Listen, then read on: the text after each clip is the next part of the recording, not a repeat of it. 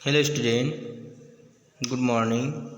Welcome to on our class CGPS। तो बच्चों आज हम जो है आपका क्लास 4 सब्जेक्ट जो है हिंदी के अंतर्गत बच्चों मैंने आपको फर्स्ट पार्ट आपको एक्सप्लेन करके और उसके आंसर क्वेश्चन कंप्लीट करके आपको PDF के माध्यम से भेज चुका हूँ बच्चों। आप सभी को मेरे ख्याल सभी बच्चे ने इसको देख लिए होंगे और सभी बच्चे उसको अच्छे से अपनी कॉपी में फेयर करेंगे बच्चों, और साथ साथ अपना पढ़ाई भी जारी रखेंगे। तो आइए बच्चों आज हम देखेंगे सेकंड अध्याय में पाठ में जो है बूढ़ा गिद्ध। तो ये कहानी बहुत ही रोचक है बच्चों, ध्यान से सुनना। इस कहानी में किस प्रकार एक बूढ़ा गिद्ध अपने भोजन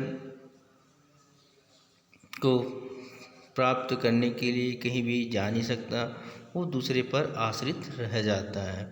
तो किस प्रकार बूढ़े गिद्ध का सहायता दूसरे पक्षी करते हैं उसके बारे में बताया गया बच्चों इस पाठ में ना। तो स्टार्ट करते हैं आज हम इसका नया पाठ बच्चों, अच्छे से इसमें ध्यान से पढ़ेंगे। चलिए स्टार्ट करते हैं। पाठ के बारे में कुछ बताया गया बच्चों। यहाँ पर जो है प्रस्तुत पाठ में बताया गया है कि बुरे लोगों का साथ देने पर किस प्रकार अपना भी बुरा होता है ना। कभी भी ध्यान रखना बच्चों सभी लोग कि बुरे लोगों का हम साथ देने पर है ना किसी प्रकार अपना भी बुरा होता है। हम बुरा का साथ देंगे तो हम भी बुरा बनेंगे या हमारा भी बुरा होगा। तो हितो उपदेश कि इस कहानी को पढ़कर जानिए कैसे बूढ़े गिद्ध ने एक धूर्त और चालाक बिलाव पर विश्वास करके अपना सर्वनाश कर लिया। देखो बूढ़े गिद्ध ने वो धूर्त बिलाव को अपना जो है विश्वास कर लिया उसको। जबकि सभी को मालूम बच्चों वहाँ पर लोमड़िए बहुत ही चालाक होते हैं, है ना, उसी के बारे में यहाँ पर बताया गया है।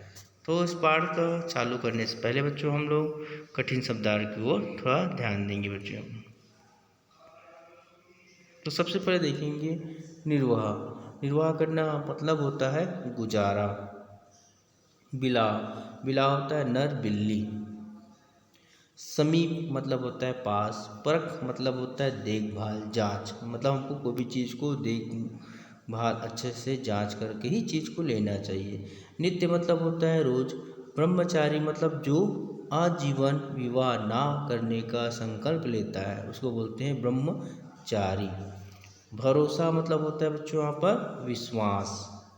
अतिथि मतलब होता है मेहमान। संस्कार मतलब होता है स्वागत। अनुमति मतलब आज्ञा। पथिक मतलब ये होता है यात्री। तलाशी मतलब होता है खोज।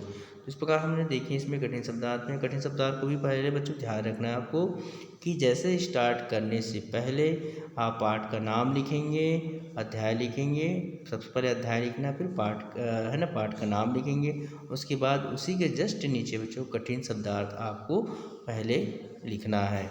उसके बाद ही आपको आगे प्रश्न उत्तर जो भी वहाँ पर दिया गया है बुक में उसके हिसाब से आपको लिखते जाना है बच्चों। तो चलिए आज हम नया पाठ की ओर पढ़ने जाते हैं बच्चों, ध्यान रखेंगे सभी लोग को। तो देखिए बहुत ही रोचक और बहुत ही अच्छा कहानी यहाँ पर बताया गया है बच्चों। तो सबसे पहले देखते हैं, हमने यहाँ पर बोला गया है गंगा नदी के किनारे एक पर्वत था। मतलब गंगा नदी के तट पे एक पर्वत है बोल रहे हैं यहाँ पर, है ना। उस पर्वत पर एक बहुत बड़ा वृक्ष था। वहीं पर पर्वत के है ना बगल में या किनारे में ही बहुत बड़ा क्या था, वृक्ष था, मतलब पेड़ था।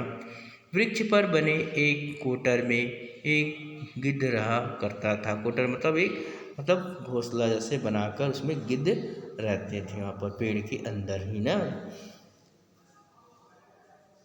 गिद्ध जब बूढ़ा हुआ तो उसके नाखून झड़ गए और आँखों की रोशनी कम हो गई। जैसे हम देखते हैं बच्चों जो बूढ़े होते जाते हैं तो उसका नाखून जो है कमज़ोर होते जाता है। तो इसी प्रकार ये गिद्ध का क्या हुआ, नाखून पूरा झड़ गया, जो है पंजे को जो मजबूत बनाए रखता है ना। तो उनका नाखून झड़ गया और आँखों की रोशनी जैसे जैसे उम्र ढलते जाता है तो रोशनी भी क्या हो जाता है बच्चों यहाँ पर कम होते गए। उस वृक्ष पर अन्य पक्षी भी रहा करते थे, मतलब उसके जो रहते थे वहाँ पर बूढ़ा गिद्ध, वहाँ पर अन्य पक्षी भी रहते थे, है ना। तो इसमें बताया गया बच्चों, ध्यान देंगे आप। तो हमने देखिए बच्चों यहाँ पर जो है बूढ़ा हो गया था गिद्ध, और उसकी रोशनी भी चली गई थी, और उस वृक्ष में जो है अन्य पक्षी भी रहा करते थे, है ना। उसमें साथ में वे अपने भोजन में से थोड़ा भोजन गिद्ध को दे दिया करते थे, क्योंकि सभी पक्षी मनुष्य एक दूसरे के सहयोगी रहते हैं, जो यहाँ पर बताया गया है ना। तो उसी प्रकार जो है उस बूढ़े गिद्ध को अन्य पक्षी उसको अपना थोड़ा सा भोजन बचाकर उस गिद्ध को दे दिया करते थे। इस प्रकार उनका निर्वाह होता था, मतलब उसका जीवन चलता था, मतलब उनका दिन का जो है समय के अनुसार ढलते जाता है ना। जब पक्षी भोजन की तलाश में जाते तो गिद्ध उनके बच्चों की देखरेख कर दिया करता था, मतलब उनको बोला गया था कि हम लोग कहीं बाहर जा रहे हैं, मतलब भोजन की तलाश में जा रहे हैं, तो उन छोटे छोटे बच्चों को देखभाल करने के लिए उस गिद्ध को वहाँ पर छोड़ दिया करता था, है ना बच्चों, देखरेख के लिए। एक बार एक बिलाव उधर से निकला, मतलब कहाँ से, उस पेड़ के पास से निकला। उसने देखा कि उस वृक्ष पर अनेक पक्षियों के बच्चे हैं, मतलब उस घोंसले बनाया हुआ करके उसमें देखा, उसमें बहुत से पक्षियों का वहाँ पर घोंसले हैं। उसे पक्षियों के बच्चों को खाने की इच्छा होने लगी। अब बिलावता है वो बिल्ली, है ना, तो उसको लालच आ गया खाने के लिए, मांस अच्छा मिले करके। तो इस विचार से वह वृक्ष के समीप आया, मतलब पेड़ के पास आया, उस जो है जिसमें कौन रहता था, बूढ़ा गिद्ध, है ना। बिलाव को आता देख पक्षियों के बच्चे डरकर चीखने चिल्लाने लगे। मतलब कोई भी चीज़ सामने जैसे आएगा, हम किसी को देखते हैं तो उसमें क्या हो जाता है, अचानक डर जाते हैं, वैसे ही बच्चे लोग, है ना, बच्चे, चिड़िया के बच्चे जो है चिल्लाने लगे। गिद्ध ने जब उनका चिल्लाना सुना तो जोर से कहा, कौन आ रहा है, ऐसे करके वो गिद्ध ने कहा। तो बिलाव ने जब गिद्ध को देखा तो वो भी भयभीत होकर सोचने लगा, मतलब डर के थोड़ा सोचने लगे, हाय अब तो मैं मरा, मतलब गिद्ध को देखकर तो मैं मरा, क्योंकि गिद्ध बहुत बड़ा चीज़ वजन उठा सकता है, बच्चों वहाँ पर ध्यान रखना है ना। उसके पंजे जो थे उसको देखकर वो बिलाव डर गया। फिर जो था उसने मन ही मन विचार किया, उसने मन ही सोचने लगा कि भय से तब तक भयभीत नहीं होना चाहिए जब तक वह सामने ना आ जाए, मतलब जो डर है वो सामने ना आया है तब तक हमको डरना नहीं चाहिए करके कौन बोलता है, बिलाव कह रहे हैं यहाँ पर, है ना। उसके बाद बोलता है यहाँ पर, और अगर वह सामने आ ही जाए, है ना, वो भय भी सामने आ जाए, तो बुद्धिमान को चाहिए कि उससे बचने का उपाय करें, किस प्रकार उसको बचा जाए, ऐसा करें। तो यह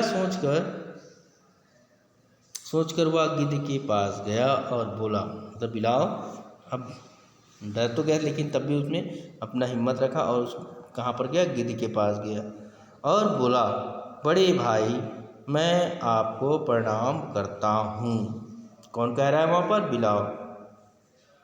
गिद्ध ने पूछा, कौन हो तुम। तो उसने कहा, कौन, किसने कहा, उसने कहा बिलाव ने, मैं बिलाव हूँ। तो उस प्रकार दूर हट, नहीं तो मैं तुम्हें मार डालूँगा, गिद्ध ने गुस्से में कहा। तो बच्चों आज हम इतना ही पढ़ेंगे, नेक्स्ट जो है आपका बिलाव बोला करके आगे भाग में हमको पढ़ेंगे। आज के लिए बेटा गुड डे।